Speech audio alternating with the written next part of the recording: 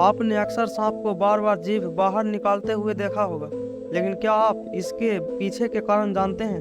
यदि नहीं तो चलिए आज इसकी असल वजह जान लेते हैं। लाइफ साइंस की रिपोर्ट के अनुसार यदि कोई सांप बार बार अपनी जीभ बाहर निकाल रहा है तो उसका मतलब है कि सांप अपनी जीभ की मदद से बाहर के वातावरण को जानने की कोशिश कर रहा है।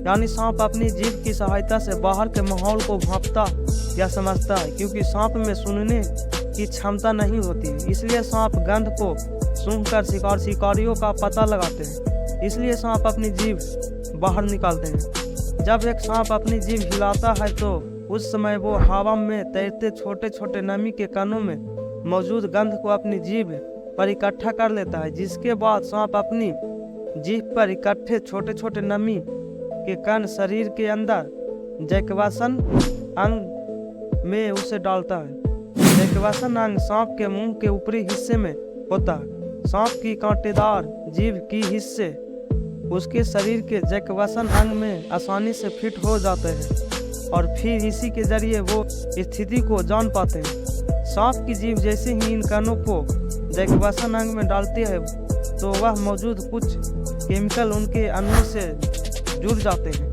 केमिकल रिसेप्टर्स सांप के मस्तिष्क को संदेश भेजकर बताते हैं कि गंध चूहे की है या फिर किसी और जीव की। सांप के अलावा जैकवासन अंग गिरगिट और छिपकली में भी पाया जाता है।